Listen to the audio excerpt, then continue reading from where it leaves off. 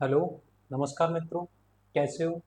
जैसा कि आपको पता है, हम एनसीईआरटी एग्जाम्पलर की जो सीरीज़ है वो हमने स्टार्ट कर रखी है। और आज इस वीडियो के माध्यम से हम डिस्कस करेंगे चैप्टर नंबर 4, केमिकल काइनेटिक्स। रासायनिक बलगतिकी का थ्योरी वाला पार्ट हमने करवा दिया है। आज हम बात करेंगे एनसीईआरटी एग्जाम्पलर की। पहला क्वेश्चन आपकी स्क्रीन पे है, तो पहले डिस्कस करते हैं। Question number 1। हाँ जी, देखो, ये केमिकल काइनेटिक्स पहला क्वेश्चन आपकी स्क्रीन पे है।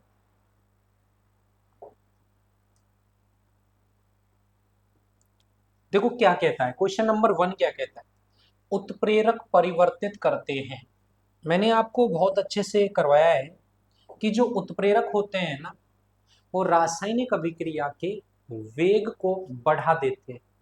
अच्छा, उत्प्रेरक रासायनिक अभिक्रिया के वेग को कैसे बढ़ाते हैं? वो उत्प्रेरक अभिक्रिया की एक्टिवेशन एनर्जी को कम कर देता है। अगर सक्रियण ऊर्जा कम हो जाएगी तो अभिक्रिया के वेग में क्या हो जाएगी? वृद्धि हो जाएगी। चेक करना पहला ऑप्शन क्या कहता है। अभिक्रिया की गिब्स ऊर्जा क्या होती है आपकी? Delta G. गिब्स ऊर्जा क्या होती है आपकी? डेल्टा जी को परिवर्तित खाली जगह परिवर्तित करेगा क्या? बिल्कुल नहीं करेगा। गिब्स ऊर्जा में तो कोई चेंज ही नहीं करता है। अभिक्रिया की एंथैल्पी में भी कोई चेंज नहीं करता। अभिक्रिया की सक्रियण ऊर्जा, यही सवाल है कि एक्टिवेशन एनर्जी को हम ए से लिखते हैं। मैंने आपको ग्राफ भी अपलोडेड करवाया है कि जब आप रिएक्शन करवाते हो एब्सेंस ऑफ उत्प्रेरक, तब ये वाला ग्राफ होता है, और जब आप उत्प्रेरक मिला देते हो तब ये वाला ग्राफ होता है। इसको हम बोलते हैं एक्टिवेशन एनर्जी ट्यूब, और इसको हम बोलते हैं एक्टिवेशन एनर्जी 1। यानी ये वाली होती है EA1, ये वाली होती है EA2। तो आपको पता लगेगा कि EA1 इज ग्रेटर देन है EA2 से।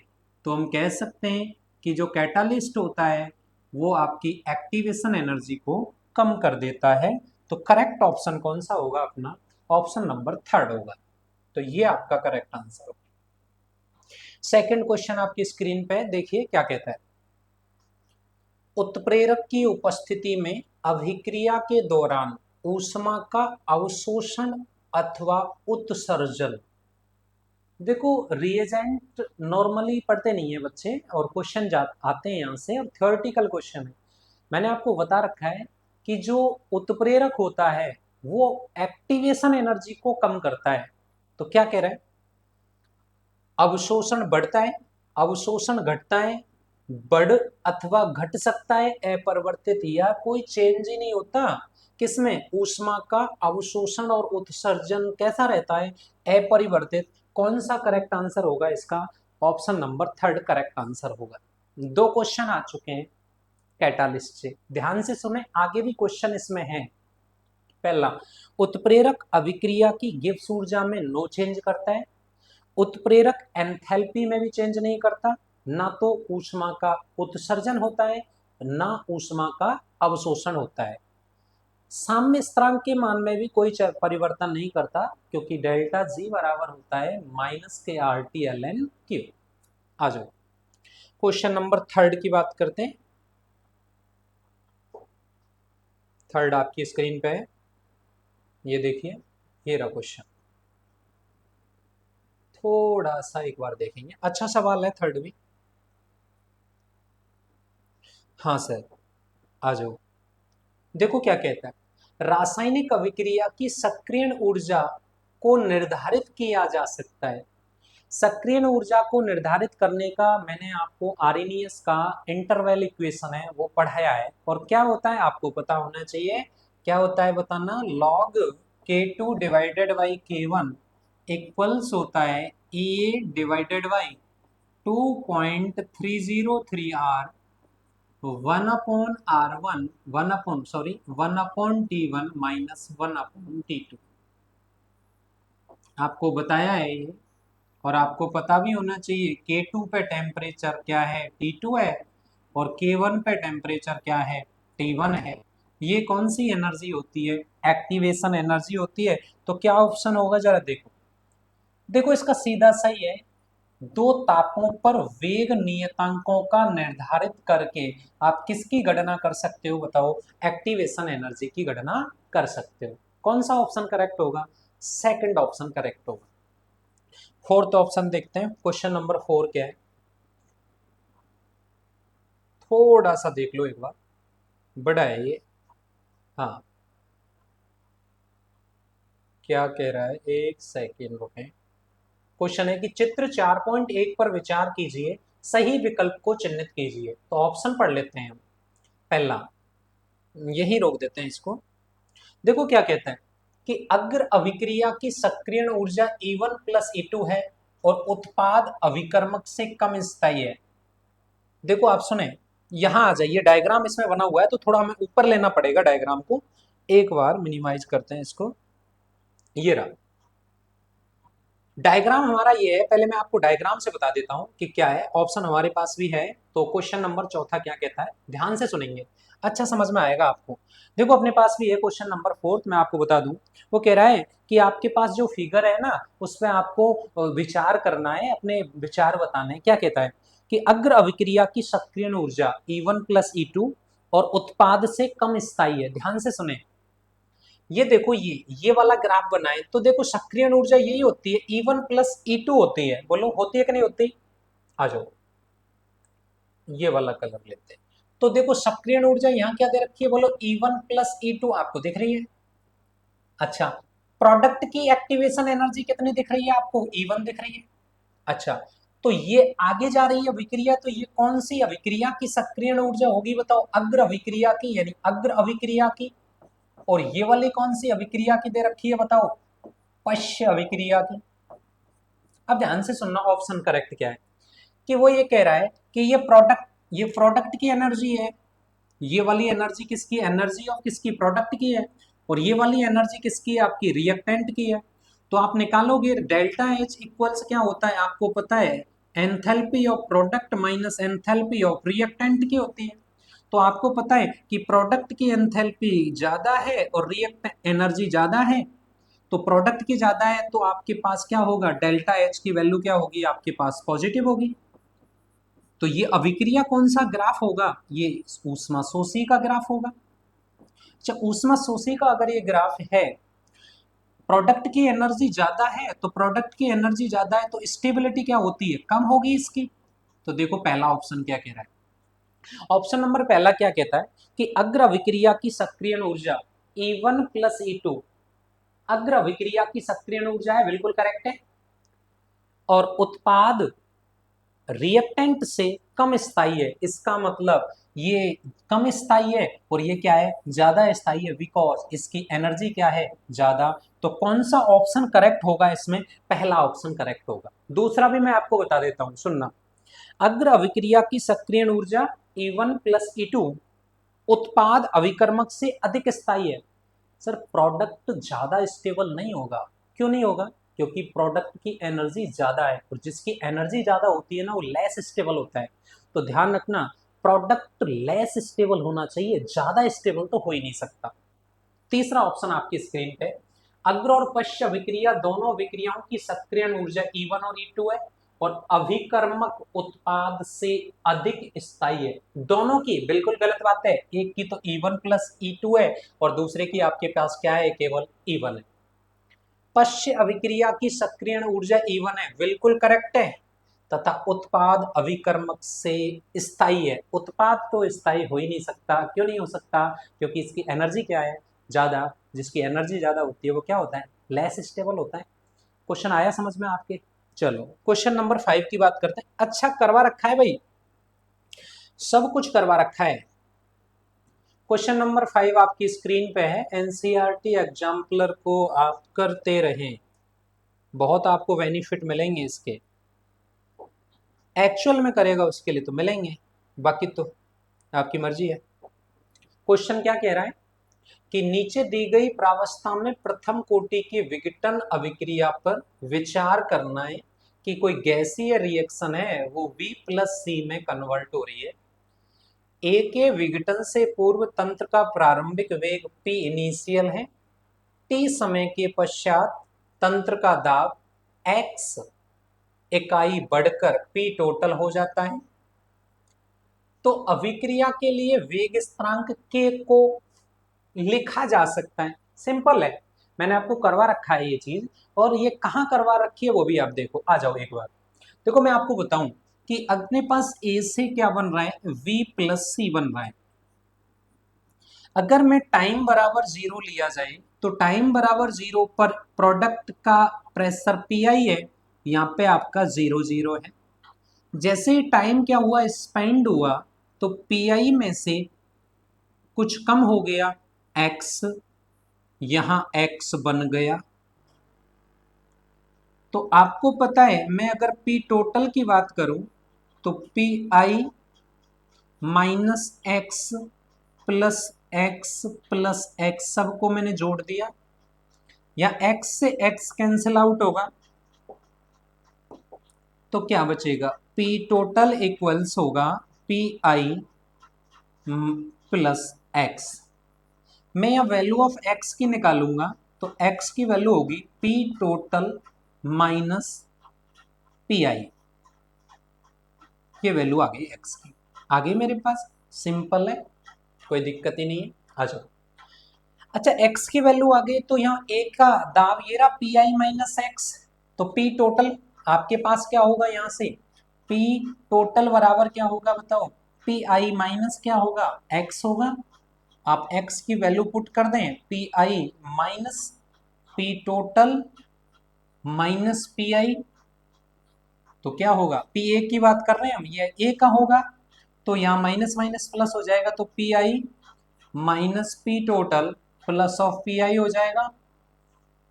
जरा देखो एक बार, तो अपने पास क्या होगा, two P I minus P total होगा, तो अपने पास ही ये वैल्यू आ गई। आपने फर्स्ट ऑर्डर रिएक्शन का आपका इंटीग्रेटेड लॉ लिख रखा है, k बराबर 2.230 divided by T upon log R naught वटी आर होता है, तो यहाँ क्या हो जाएगा, पी नॉट डिवाइडेड बाई क्या हो जाएगा, पी टोटल होगा, तो वैल्यू पुट करेंगे आप 2.303 लॉग पी नॉट कितना होगा, पी नॉट की वैल्यू तो पी नॉट ही है, और पी टोटल की वैल्यू क्या आई है बोलो, 2 पी आई माइनस का क्या आएगा, पी टोटल। आप मैच करेंगे ये वाली इक्वेशन कि ये किस में होगा, आप देखेंगे ये वाला होगा क्या, बिल्कुल नहीं होगा, ये भी नहीं होगा और ये भी नहीं होगा। ऑप्शन कौन सा करेक्ट होगा, इसका करेक्ट आंसर होगा आपका सेकंड। बताओ कोई समस्या है क्या, कोई प्रॉब्लम है, कोई इश्यू हो तो पूछ सकते हो, आप बता सकते हो कि सर यहाँ से हमें दिक्कत है। कॉफ़ी पेन लेके बैठें, नोट करें, ऐसी कोई भी चीज़ नहीं है जो आपके समझ में नहीं आए। ईमानदारी से अगर कोई काम करेगा तो इसका करेक्ट आंसर क्या होगा अपने पास, इसका करेक्ट आंसर होगा दूसरा। अच्छा सवाल है भाई, आर्यनियस से, आर्यनियस से भी अच्छे सवाल है। अब आर्यनियस वाले भी सवाल है, अगर आप देखो तो ग्राफ का क्वेश्चन आ गया, आप कहते हो कि ग्राफ वाला क्वेश्चन नहीं आता, ग्राफ का भी क्वेश्चन है आपके सामने। चलो मिला लें, मैं बताऊंगा आपको, आ जाओ, टेंशन क्यों लेनी है। हाँ जी, चलो ये वाला आ जाओ। देखो कि मैं आपको बता दूं, k बराबर होता है a e की घात माइनस का ई A divided by R T होता है। आप दोनों तरफ लॉग ले लो, नेचुरल लॉग, तो क्या होता है बताओ, एल एन के बराबर क्या होता है, एल एन ए ई की घात minus E A divided by R T होता है। तो एल एन के बराबर क्या हो गया, आप लिख सकते हो एल एन ए, है ना, माइनस आ जाएगा, minus E A divided by R T आएगा, और एल एन का बेस ई की ई होता है, इसकी वैल्यू एक होती है, तो एल एन के इक्वल्स क्या होगा, L N A minus E A divided by R T. और आप इसका कंपैरिजन करोगे, कंपैरिजन होता है y बराबर होता है c प्लस एम एक्स का, तो y अक्ष पे तो एल एन के आएगा, ये ग्राफ स्टार्ट होगा, m इसका ढाल होगा, ई ए डिवाइडेड बाय आर, और 1/t आएगा। तो आप डायरेक्ट देखो कौन सा आएगा? नेगेटिव स्लोप है तो पॉजिटिव स्लोप वाले तो होंगे नहीं। ग्राफ नंबर कौन सा करेक्ट होगा इसका? ऑप्शन नंबर पहला बिल्कुल करेक्ट होगा। ln k में होगा और ये किसका?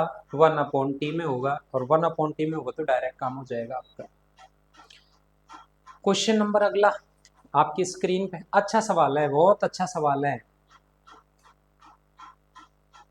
सबसे ज्यादा इंपॉर्टेंट सवाल अब तक का, अगर कोई है तो ये है, आपकी स्क्रीन पे है सर। क्वेश्चन नंबर 7, चलो करेंगे। देखो क्या कहता है, वो क्या कह रहा है कि निम्नलिखित आर्यनीय समीकरण पर विचार कीजिए और सही विकल्प पे निशान लगाइए।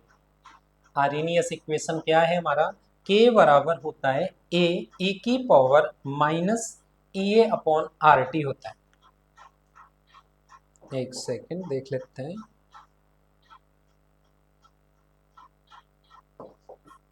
हाँ जी, चलो ये वाला, ये देखो इसमें 4 ऑप्शन दे रखे हैं, और चारों ऑप्शन आपके तब तक समझ में नहीं आएगा जब तक आप इसका बेसिक नहीं समझोगे, और बेसिक अगर आपके समझ में आ गया तो फिर काम आसान है, बाकी तो काम आसान नहीं है। ध्यान से समझना, ठीक है? देखो मैं यहां लिख रहा हूं कि मेरे पास है k बराबर होता है ए की power E A divided by R T, अपने पास है ये, ठीक है? अच्छा मैं इसको ऐसे लिखूं, आर्यनियस ने तो बहुत अच्छी बात बताई है, डिवाइडेड बाई ई की power E A divided by R T लिख सकता हूं मैं। मेरे पास 2 ऑप्शन है इसको करने के। ऑप्शन नंबर पहला, मैं 2 चीज बना रहा हूं आपके सामने, कुछ पहली ध्यान से समझेंगे, सारा कंसंट्रेशन आपका यहाँ होना चाहिए, केमिस्ट्री है भाई ये, समझो। मेरे पास है एक्टिवेशन एनर्जी और मेरे पास है टेम्परेचर, इन दोनों का मुझे कंपैरिजन करना है। ऑप्शन भी देख लेते हैं कि जो रेट कांस्टेंट होता है, आपने एक्टिवेशन एनर्जी बढ़ा दी तो घटते ताप के साथ ये होता है चरघातांक से, सब कुछ अभी पढ़ेंगे, आप ही करोगे इसका डिसीजन क्या होगा। आ जाओ, पहला ऑप्शन ये है कि अगर मैंने ई की वैल्यू बढ़ा दी और टेम्परेचर की वैल्यू घटा दी, अच्छे से सुनो, मैंने एक्टिवेशन एनर्जी की वैल्यू बढ़ा दी और टेम्परेचर की वैल्यू घटा दी, तो क्या होगा? अगर मैं टेम्परेचर की वैल्यू कम करूंगा, ई की वैल्यू बढ़ाऊंगा, तो ये पावर ज्यादा होगी, पावर ज्यादा होगी तो ये पूरा मान ज्यादा होगा। अगर ये पूरा मान ज्यादा होगा तो के की वैल्यू क्या होगी? कम। बोलो यस और नो, आप लिखें कमेंट में। सेकंड बात, मैंने उल्टा किया, मैं ई की वैल्यू रिड्यूस यानी कम कर रहा हूं और मैं टेम्परेचर की वैल्यू बढ़ा रहा हूं, तो ये भी होगा, क्या होगा कि अगर मैंने ई की वैल्यू कम की, मैंने टेम्परेचर की वैल्यू बढ़ा दी, तो ये वाली ये कम आएगी, वैल्यू कम आएगी तो के की वैल्यू बढ़ेगी।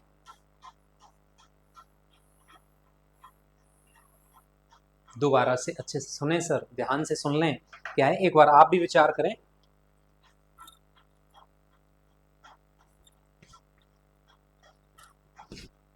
देखो क्या कहता है, हाँ जी, पहला पहला आपके सामने, अगर एक्टिवेशन एनर्जी की वैल्यू ज्यादा है, टेम्परेचर की वैल्यू कम है, तो आपको पता है कि के की वैल्यू घटेगी, और एक्टिवेशन एनर्जी की वैल्यू कम है और टेम्परेचर की वैल्यू ज्यादा है तो के की वैल्यू बढ़ेगी।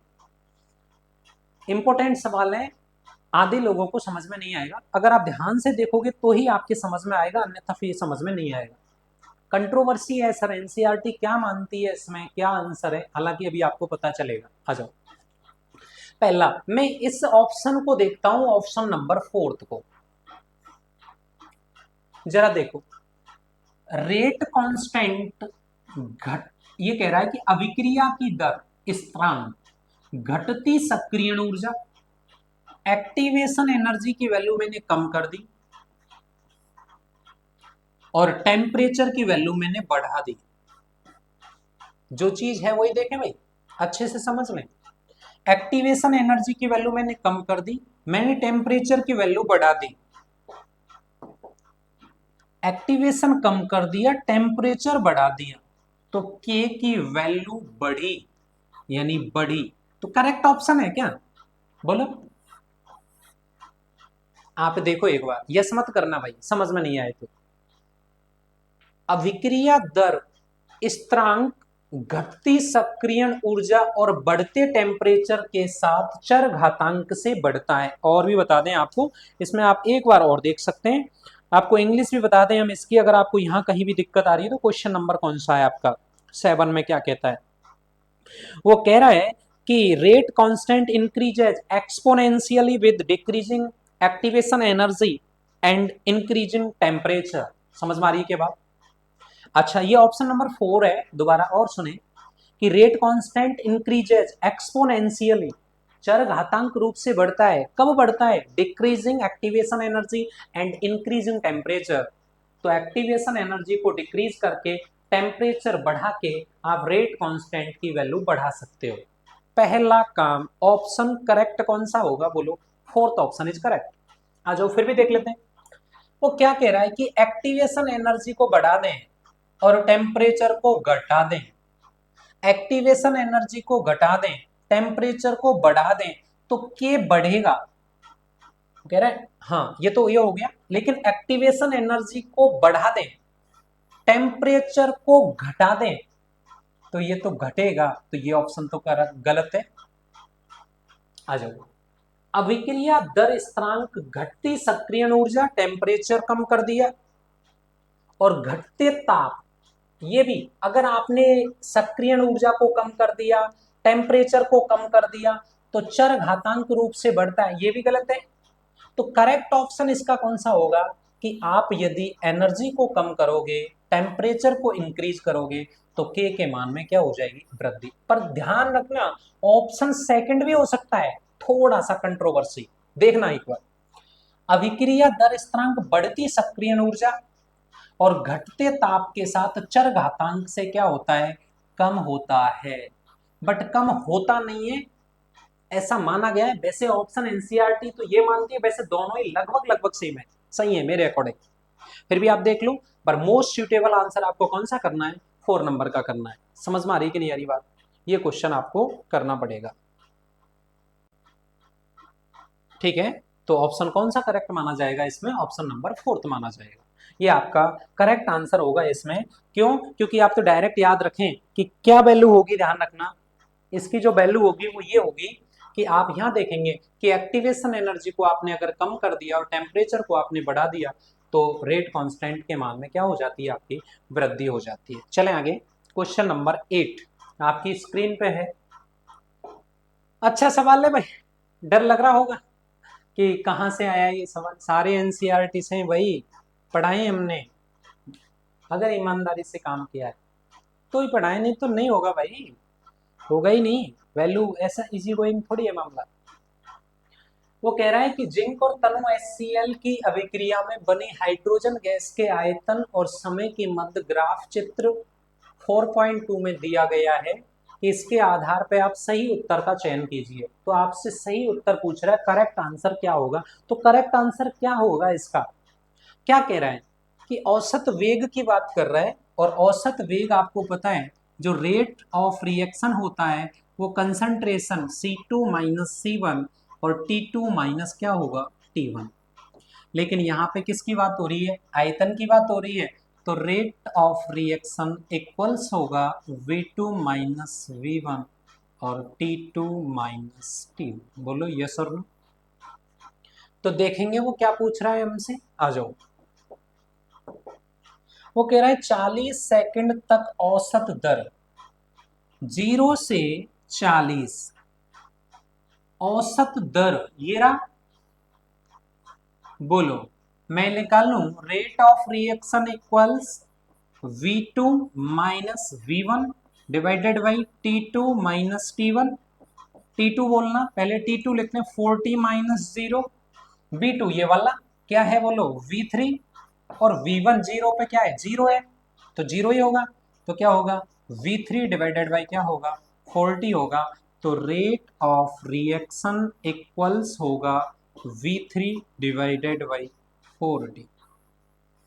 ये आपका करेक्ट आंसर होगा। आप मैच कर लें कौन सा होगा, ये वाला ऑप्शन नंबर 3 होगा। बाकी आप चेक कर सकते हो और बता सकते हो कि सर आपके यहाँ प्रॉब्लम, ठीक है ना। ऑर्डर ऑफ रिएक्शन से सवाल है। ऑर्डर ऑफ रिएक्शन क्या कहती है, अभिक्रिया की कोटि क्या कहती है, कि ऑप्शन है अपने पास। देखो, अभिक्रिया की कोटि के बारे में कौन सा कथन सही नहीं है। अभिक्रिया की कोटि एक भिन्नात्मक बिल्कुल हो सकती है, भिन्न में। अभिक्रिया की कोटि का निर्धारण प्रैक्टिकल से किया जाता है, बिल्कुल किया जा सकता है। अभिक्रिया की कोटि सदैव अभिक्रिया के लिए संतुलित रासायनिक समीकरण में अभिकारकों के स्टाइकियोमेट्रिक गुणांकों का योग होती है, बिल्कुल नहीं होती। क्यों? क्योंकि ये कैसी राशि है, प्रैक्टिकल राशि है। और प्रैक्टिकल राशि अभिक्रिया की कोटि, ऑर्डर ऑफ रिएक्शन, उनके जो घातांक होते हैं जिनको आप स्टाइकियोमेट्री बोलते हैं, उन पर बिल्कुल डिपेंड नहीं कर सकती। उनके बराबर भी हो सकती है, उनसे अलग भी हो सकती है। अभिक्रिया की कोटि वेग व्यंजक में अभिकारक की मूलक सांद्रताओं के घातांकों का योग होती है, बिल्कुल होती है। k बराबर a की पावर x v की पावर y, तो x प्लस वाई बराबर क्या होगा, ऑर्डर ऑफ रिएक्शन। ये आपका ऑर्डर ऑफ रिएक्शन। कौन सा ऑप्शन करेक्ट है आपका, बताओ। Option number third, right option here. ये भी उसी से है भाई, जो भी हमने ग्राफ किया था उस ग्राफ से है। चित्र 4.2 में विचार कीजिए, निम्नलिखित में से कौन सा विकल्प 40वें सेकंड पर ताक्षणिक वेग को नहीं दर्शाता है।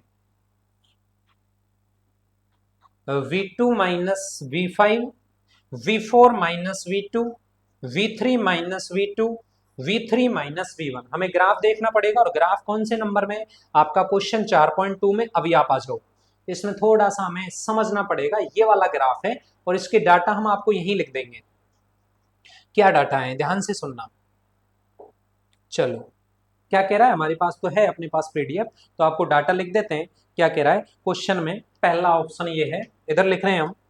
पहला ऑप्शन क्या कह रहा है कि v5 माइनस v2, ध्यान रखना, अच्छा सवाल है, स्लोप वाले ध्यान से देखेंगे।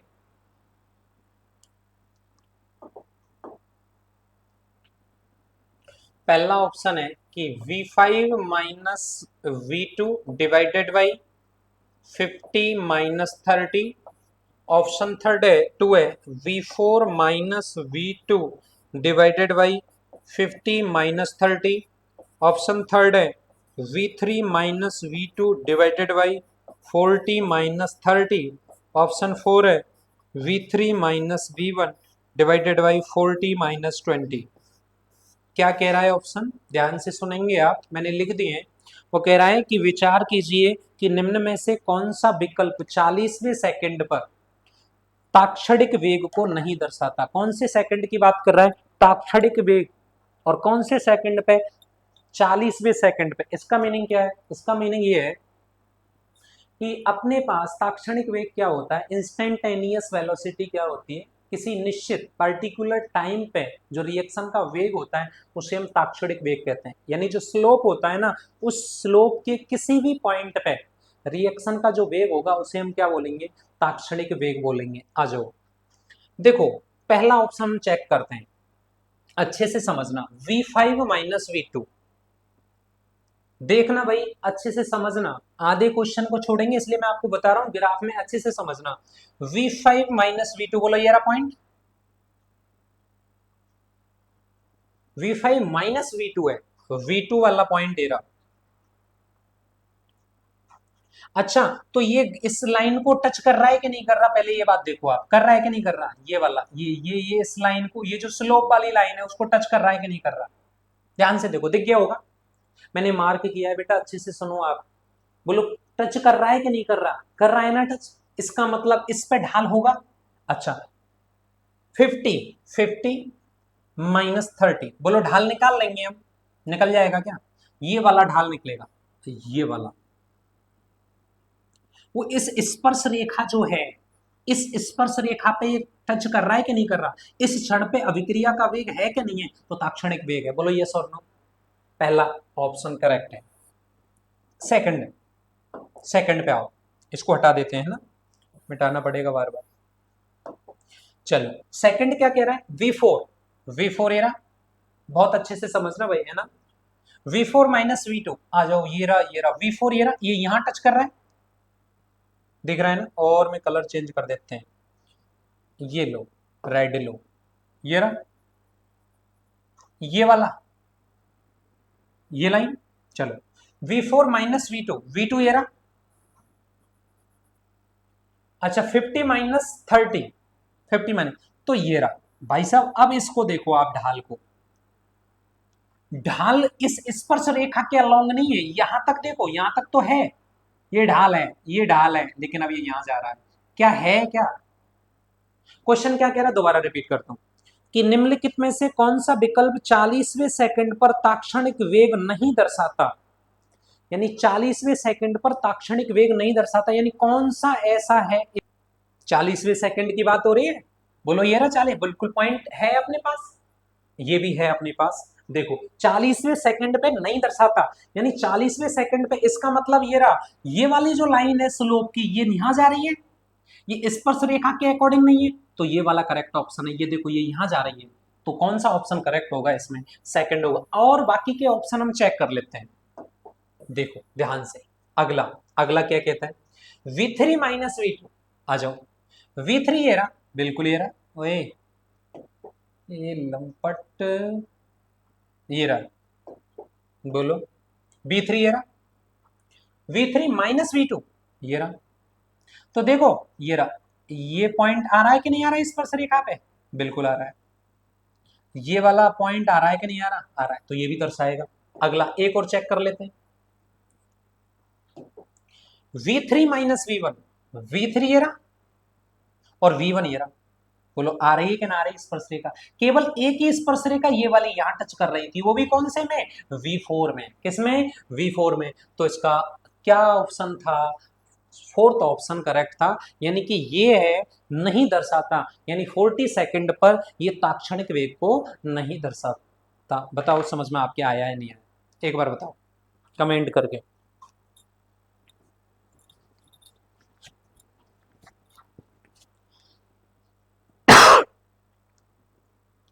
चले,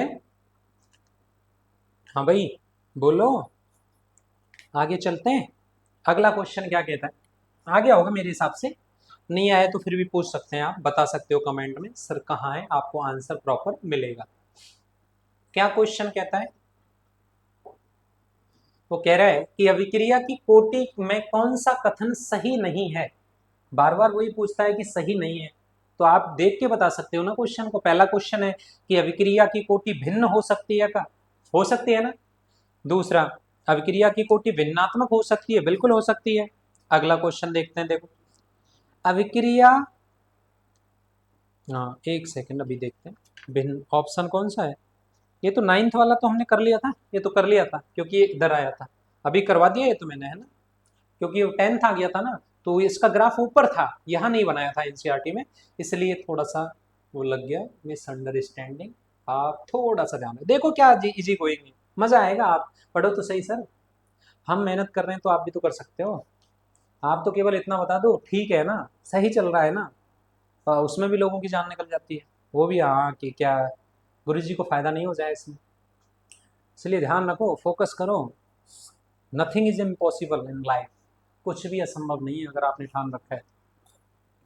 निम्नलिखित में से कौन सा कथन सही नहीं, सही है, करेक्ट पूछा है भाई। अभिक्रिया की दर समय व्यतीत होने के साथ कम होती है क्योंकि अभिकारकों की सांद्रता कम होने लगती है, भाई बिल्कुल करेक्ट है। मैंने बताया है ना कि अभिकारकों की दर, अभिक्रिया की दर क्या होने लगती है, कम होने लगती है, होने लगती है ना, क्योंकि सांद्रता पे डिपेंड करता है, सांद्रता धीरे धीरे क्या होने लग जाती है, कम होने लग जाती है, तो दर कम हो जाएगी।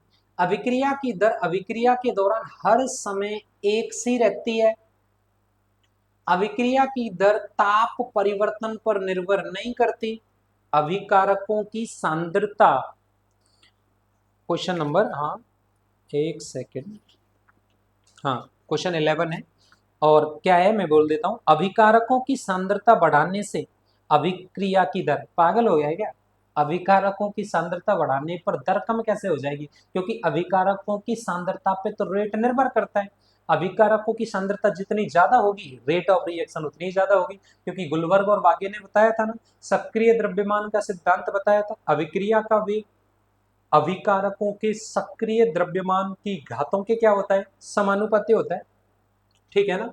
तो कौन सा ऑप्शन करेक्ट होगा इसमें, ऑप्शन नंबर पहला करेक्ट होगा।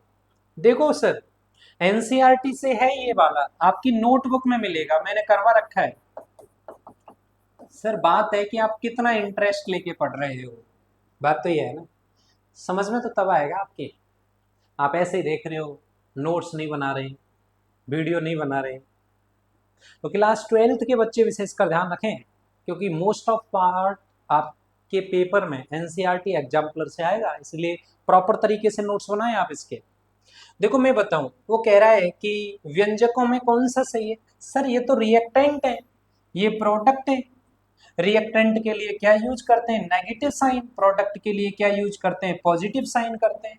तो क्या होगा बताना, तो बोलो माइनस के 1/5 divided by delta V R minus के delta T equals -1 divided by 1 delta B R O three upon delta T equal -1/6 delta H plus upon delta T, next में equal +1/3 delta V R two divided by delta T equal +1/3 delta H two divided by delta T. आपको पता है sir, तो फिर मैं क्या करूं, वो क्या पूछ रहा है, ऑप्शन देख लो कौन कौन से, बी आर एच टू, एक तो ये रहा बी आर वाला और एक ये रहा एच वाला, दोनों को इक्वल करो, -1/5 delta V R minus divided by delta T equals 1/6 delta H plus divided by, कटने वाले कट गए, तो क्या हुआ sir, delta V R minus divided by delta T equals 5 उधर जाएगा तो 6/5 delta H plus divided by delta T, ये आपका करेक्ट आंसर आएगा। मैच कर लो कौन सा होगा, क्या ये होगा, नहीं होगा, 6/5 और 5/6 देख लो दोनों है, तो कौन सा करेक्ट ऑप्शन होगा आपका, सेकंड ऑप्शन इज राइट। चलें भाई आगे चलते हैं ना। हाँ देख लो भाई एक बार और आप, सिस्टम क्या कहता है ना, पानी पी ले तब तक।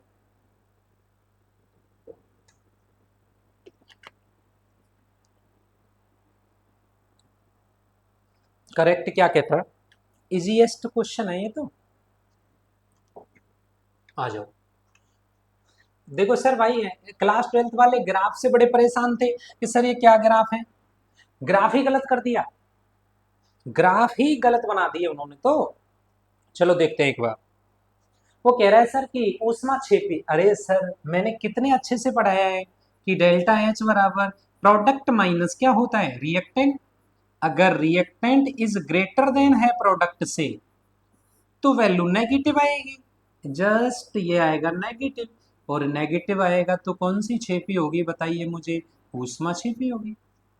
तो डेल्टा एच इक्वल्स क्या होगा बोलो, प्रोडक्ट माइनस रिएक्टेंट, और अगर ये वैल्यू कैसी आ जाए, पॉजिटिव आ जाए, तो प्रोडक्ट माइनस रिएक्टेंट आएगा, तो वैल्यू कैसी आएगी, पॉजिटिव, अगर प्रोडक्ट इज ग्रेटर देन है तो डेल्टा एच की वैल्यू कैसी आएगी बोलो, पॉजिटिव आएगी। जब वैल्यू नेगेटिव आती है तो अभिक्रिया को बोलते हैं हम ऊष्माक्षेपी, और जब वैल्यू पॉजिटिव आती है तो अभिक्रिया को बोलते हैं हम ऊष्मा शोषी। तो देखो ध्यान से, ये वाला ग्राफ, ये प्रोडक्ट रिएक्टेंट की है, ये प्रोडक्ट की है, रिएक्टेंट ज्यादा है प्रोडक्ट कम है, कौन सा ग्राफ होगा बताना, ऊष्मा छेपी वाला ग्राफ होगा। प्रोडक्ट ज्यादा है रिएक्टेंट कम है, ऊष्मा शोषी का ग्राफ होगा। यहाँ तो कोई चेंज ही नहीं है, सेम है, तो आपके पास ये तो ना तो अवशोषण होगा ना उत्सर्जन होगा, तो ऑप्शन मैच कर लो आपसे जो पूछा है। क्या पूछ रहा है, वो पूछ रहा है ऊष्मा छेकी का, केवल और केवल कौन सा आएगा, पहला first option is right. Option third की बात करते हैं भाई, चलो क्या कह रहा है देखो, अरे ये देखो कहीं दिक्कत नहीं आएगी भाई। कि ये कह रहा है कि वेग प्राप्त होता है ये वाला। अरे देखना एक बार, वैसे तो मैं क्या कर रहा हूँ इस सवाल को, पर आपको तो बताना पड़ेगा भाई। ये एक सेकेंड, थोड़ा सा। वेग, रेट ऑफ रिएक्शन इक्वल के ए की पावर कुछ नहीं दे रखी है और वी ये दे रखी है। तो वो क्या कह रहा है कि ए को स्थिर, आप एट क्वेश्चन की तरफ पढ़ लें, नए वाले वेग की बात कर रहे हैं, ये तो रेट ऑफ रिएक्शन 1 मान लो, ये 2 मान लो, कि ए को कांस्टेंट कर दिया, बिल्कुल कर दो, वी को डबल कर दो, करना एक बार डबल, तो रेट ऑफ रिएक्शन 2 के ए 2 बाहर आ गया, वी रह गया, 2 के ए वी, और रेट ऑफ रिएक्शन ट्वाइस हो गया। ये पूरा किसके बराबर है? 1 के बराबर है, तो 1 का लिख दो यहाँ, तो क्या हो गया 2, रेट ऑफ रिएक्शन कितना हो गया 1, तो क्या हो गया रेट ऑफ रिएक्शन कितना हो गया 2, तो ये 2 बार हो गया, इसका मतलब कैसा हो गया दुगना। करेक्ट ऑप्शन कौन सा है? सेकंड। देखो टक्कर सिद्धांत से थ्योरी वाले सवाल आए भाई, और थ्योरी में आप कहते हो कि सर ये आएगा कि नहीं आएगा, वहां पे भी प्रॉब्लम है। आप देखो एक बार, ये भी क्वेश्चन आपकी उसी से है जिसने थ्योरी अच्छे से पढ़ी है। ठीक है, अगला देखो, अगला क्वेश्चन क्या कहता है। दो क्वेश्चन है। पहला क्वेश्चन क्या है कि रासायनिक अभिक्रिया के संगठ्य सिद्धांत के संबंध में निम्नलिखित में से कौन सा कथन गलत है? गलत पूछा है भैया, क्या पूछा है? गलत पूछा है। गलत का मतलब कौन सा? करेक्ट पूछा है, बोलो। इनकरेक्ट पूछा है। अभिक्रिया करने वाले अणु और परमाणु कठोर गोलों के रूप में मानता है, ये तो सही है। संगठनों की संख्या दर निर्धारित होती है। प्रभावी टक्कर होने के लिए देहली ऊर्जा उचित अभिविन्यास होना चाहिए, ये सब सही है। लेकिन उत्पाद प्राप्त देहली ऊर्जा प्राप्त अणुओं तथा परमाणु के संगठन के परिणाम स्वरूप, ये नहीं है। क्यों नहीं है? क्योंकि जो अणु और परमाणु होते हैं ना, उनके पास थ्रेशोल्ड एनर्जी से कोई लेना देना नहीं है। उनके टक्कर से उतनी ऊर्जा होनी चाहिए जो एक्टिवेशन एनर्जी को पार कर सके। तो कौन सा होगा आपके पास? Third, incorrect option. ये बढ़िया सवाल है, मैंने लिखा ही नहीं था, पर मैं आपको लिखा दूं, आप नोट लगा के लिख लेंगे यहाँ पे कि प्रथम कोटि की अभिक्रिया, प्रथम कोटि की अभिक्रिया कभी संपूर्ण नहीं होती है। क्यों नहीं होती है? के बराबर होता है 2.230 divided by T log R naught divided by R. तो ऐसा ऐसा कोई पार्ट नहीं होगा क्या कि जब आर नॉट की वैल्यू क्या हो जाए 0, कुछ ना कुछ रिएक्टेंट तो शेष रहेगा, और रिएक्टेंट शेष रहेगा तो लॉग 0 होगा, और लॉग 0 डिफाइन नहीं होता, इसलिए ये अनंत समय में पूर्ण होती है। और आप याद रख लें, इनफाइनेट टाइम में संपूर्ण होती है। कब तक होगी हम कह नहीं सकते। तो करेक्ट ऑप्शन आपका कौन सा होगा? थर्ड होगा। अगला क्वेश्चन, बढ़िया सवाल है भैया, आ जाओ। ये ऑर्डर ऑफ रिएक्शन निकालने का है। देखो बताएंगे, इसको अच्छे से पढ़ेंगे, तब तक आप थोड़ा सा दिमाग लगाओ।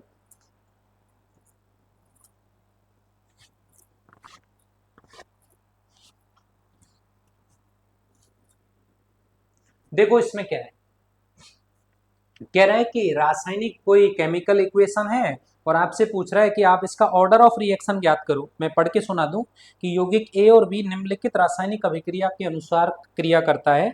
और उसमें आप सुने, उसमें आपको क्या दे रखा है, नंबर फर्स्ट पे है कि ए की सांद्रता, एक अभिकारक की सांद्रता को स्थिर रखा गया है, और कुछ परिवर्तन इस टेबल के अकॉर्डिंग इसमें किए गए हैं, और वो आपसे पूछ रहा है कि इसका ऑर्डर ऑफ रिएक्शन क्या होगा।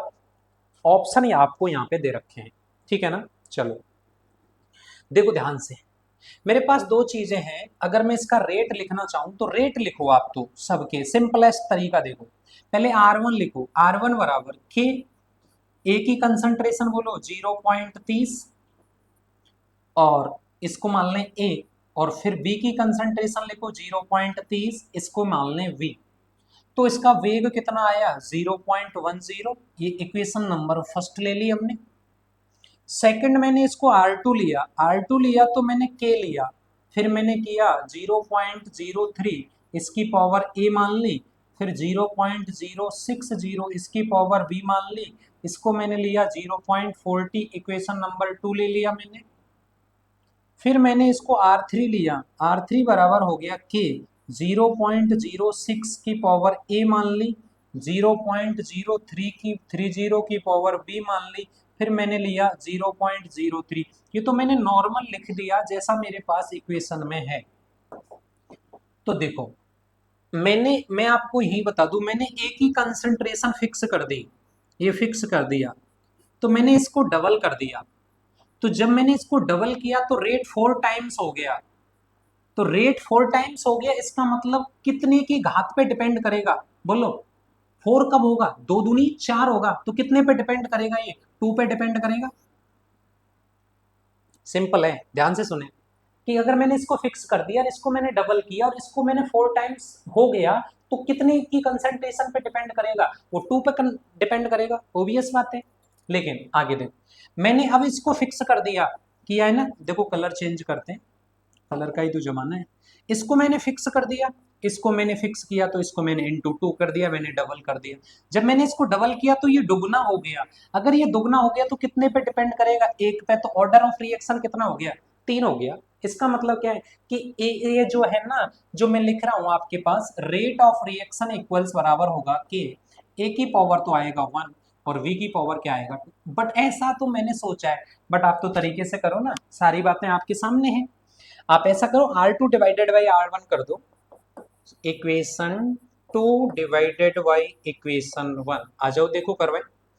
इक्वेशन 2 बोलो के 0.30 की पावर A, 0.60 की पावर V बराबर 0.40 डिवाइडेड बाई के 0.030 की पावर A, 0.030 की पावर V इक्वल्स 0.10। कटने वाले कटे और पिटने वाले पिटे, और जो बचना है वो तो बचेगा। तो पॉइंट से पॉइंट गया, ये पॉइंट से पॉइंट गया, तो क्या बचा? 6 की पावर v डिवाइडेड बाई 30 की पावर, ये दोनों की पावर b आ गया। चलो इसको ऐसे लिख लो, है ना। तो देखो कट जाएगा ये यहाँ से, सिंपल है ना। तो ये कितना हो गया 2, और ये कितना हो गया बोलो 4। तो 2 की पावर क्या हो गया? b हो गया, और ये 4 हो गया। बेस सेम कर लो, 2 की पावर बराबर क्या हो जाएगा? 2 की पावर 2 हो जाएगा। तो b की वैल्यू तो कितनी लिखनी है आपको बताओ? 2 लिखनी है। अच्छा एक और काम करो, अब मुझे इसको कर लो, R3 डिवाइडेड बाई R2 कर लो, R3 divided by R1। R3 की वैल्यू बोलना कि 0.60 की पावर A, 0.03 की power B equals 0.03। R1, R1 बोलो के 0.030 की पावर A, 0.30 की पावर B बराबर कितना है? 0.10। बोलो ये कट गया। अच्छा कटा तो क्या हुआ, है ना, ये भी कट गया, ये गया, ये कितनी बार? 2 बार। 2 की पावर क्या आ गया? A बराबर हो गया 2। तो 2 की पावर A ही तो आ गया, तो A बराबर कितना हो गया? 1। तो ये एक की तो घात कंसंट्रेशन 1 पे डिपेंड करेगा और V की कंसंट्रेशन 2 पे डिपेंड करेगा। रेट ऑफ रिएक्शन मैच कर लेते हैं ऑप्शन। देखो कौन कौन से ऑप्शन करेक्ट है, ये रहा। कौन सा ऑप्शन करेक्ट होगा बोलो? 2 पे नहीं कर रहा, ए की घात ए पे और बी की घात 2 पे। तो ऑप्शन नंबर कौन सा करेक्ट होगा इसमें? ये वाला करेक्ट होगा। कौन सा? सेकंड वाला। ठीक है ना। आगे आ जाओ, आप हटा देते हैं, नहीं तो फिर मिनिमाइज करना पड़ेगा। आ जाओ। अरे रुको भाई, हाँ क्वेश्चन तो देखें, वही देखो कैटालिस्ट से है क्वेश्चन। क्या कह रहा है? कैटालिस्ट का भी क्वेश्चन है, देखो आप क्या कहते हैं।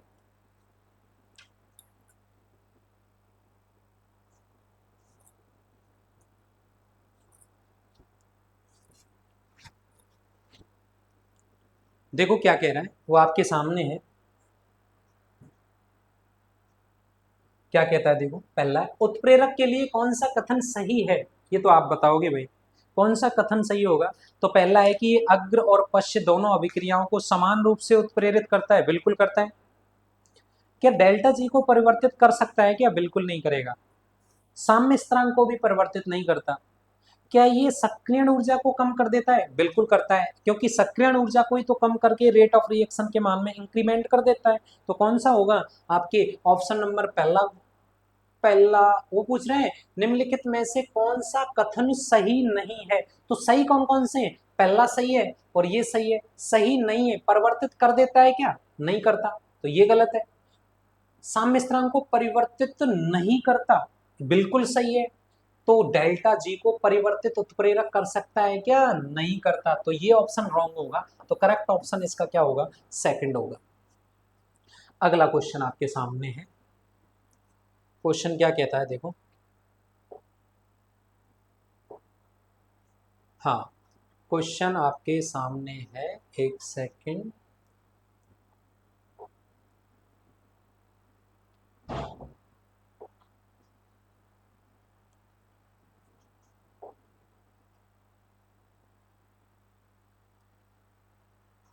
एक सेकंड, स्लाइडें कंप्लीट हो जाती है ना तो हमें चेंज करना पड़ता है, तो वही सिस्टम है।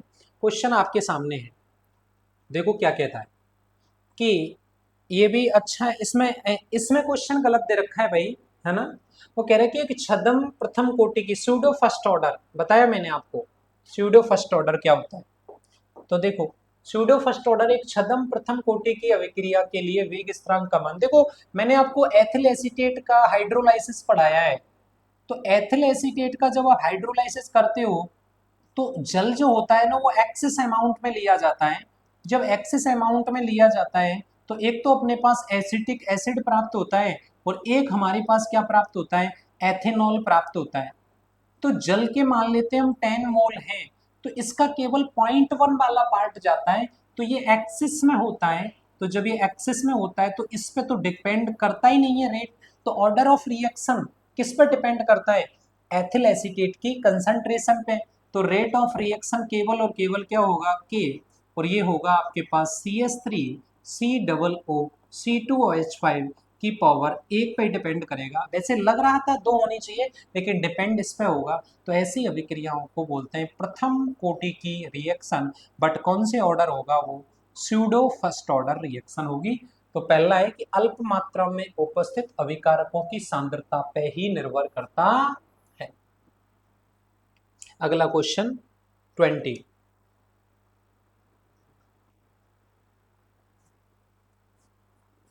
क्वेश्चन नंबर 20 क्या कहता है, 20 क्वेश्चन हम डिस्कस करेंगे लगभग इस वीडियो में, है ना। उसके बाद नेक्स्ट पार्ट 2 हम डिस्कस करेंगे। अभिक्रिया ए और बी पर विचार कीजिए। अभिकर्मक और उत्पाद दोनों की सांद्रता समय के साथ चरघातांक से बढ़ती है। निम्नलिखित में से कौन सा चित्र अभिकर्मकों और उत्पादों की सांद्रता में समय के साथ परिवर्तन की सही व्याख्या करता है। तो ये समय के साथ साथ कम होते जाते हैं, ये समय के साथ साथ बढ़ते जाते हैं, और एक बार जब ये बैलेंस हो जाते हैं तो रिएक्शन बैलेंस हो जाती है। करेक्ट ऑप्शन कौन सा है आपका, सेकंड। हमने इस वीडियो में 20 क्वेश्चन डिस्कस किए हैं। अभी हम इस नेक्स्ट पार्ट रहेगा हमारा नेक्स्ट वीडियो का, और वो हम डिस्कस करेंगे आपके पार्ट 2 में। तब तक आप इसके नोट्स बनाइए, अच्छे से पढ़िए। All the best, thank you.